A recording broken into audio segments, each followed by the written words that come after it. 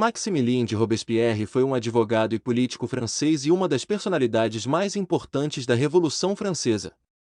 Robespierre foi um forte defensor da abolição da pena de morte e da escravatura, o direito de voto para negros e judeus, bem como o sufrágio universal e a igualdade de direitos. A sua intransigência contra a corrupção generalizada na França revolucionária rapidamente lhe valeu o apelido de o Incorruptível. Criador do lema Liberdade, Igualdade e Fraternidade, que foi usado como símbolo da Revolução, Robespierre ficou bem mais conhecido na historiografia oficial como líder do chamado Período do Terror, deixando-se de lado importantes mudanças sociais por ele promovidas. Ao contrário de outros líderes revolucionários, como Danton ou Lafayette, não há evidências históricas de que Robespierre tenha sido maçom. Não existem certificados de iniciação ou registros da presença de Robespierre em lojas maçônicas, e a maioria dos historiadores concorda que ele não pertenceu à ordem. Robespierre era um seguidor fervoroso de Rousseau, que também não era maçom, e acreditava na existência de um ser supremo, sendo um forte opositor da maçonaria.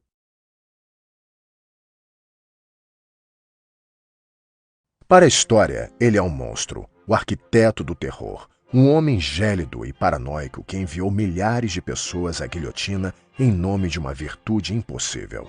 O nome Maximilien Robespierre tornou-se sinônimo de tirania e sangue.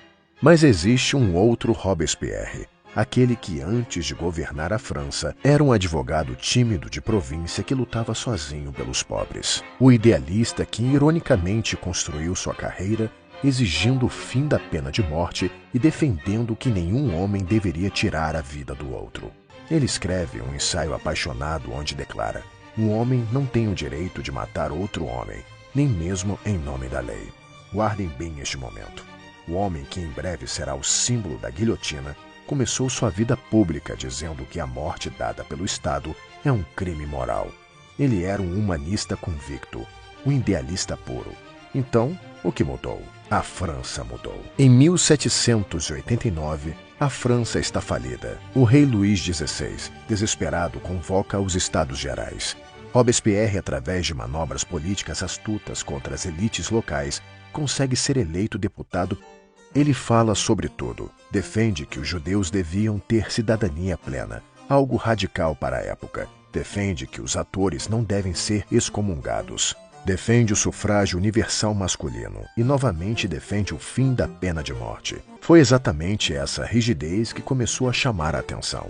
Enquanto outros deputados famosos como Mirabeau e Danton eram vistos em jantares luxuosos, aceitando subornos da corte ou negociando nos corredores, Robespierre era inflexível.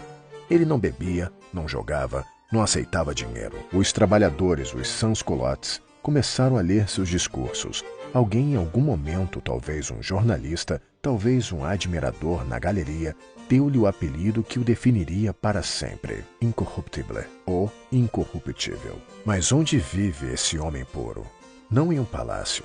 Enquanto Robespierre consolidava sua base moral, a França desmoronava. Até 1791, a Revolução tentava criar uma monarquia constitucional. Robespierre aceitava isso, mas em junho daquele ano, tudo muda. O rei Luís XVI e a rainha Maria Antonieta tentam fugir de Paris disfarçados, rumo à fronteira para se unirem aos exércitos inimigos e esmagarem a revolução. Eles são capturados e trazidos de volta num silêncio humilhante. O pai da nação tentou abandonar seus filhos. A confiança quebrou.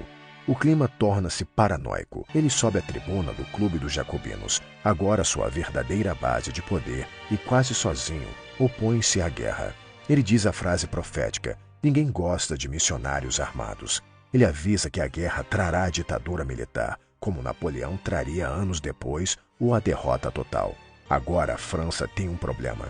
O que fazer com o rei deposto, agora chamado apenas de cidadão Luís Capeto? Chegamos ao inverno de 1792, o julgamento do século. A Convenção Nacional está dividida. Os moradores querem exilar o rei. Os radicais querem a morte. E todos olham para Robespierre, o homem que escreveu contra a pena de morte, o homem que odiava o sangue. O que acontece na mente dele é uma ruptura total. Robespierre conclui que a revolução e o rei não podem coexistir. Se o rei estiver vivo, ele é um símbolo para os inimigos. Se o rei for julgado num tribunal normal, ele pode ser inocentado. E se o rei for inocente, a revolução é criminosa. Robespierre sobe à tribuna em 3 de dezembro de 1792. O silêncio é absoluto. Ele ajusta seus óculos e profere as palavras que selaram o destino de Luís XVI e seu próprio destino como um homem impiedoso. Eu pronuncio esta verdade fatal com pesar. Luís deve morrer, porque a pátria deve viver.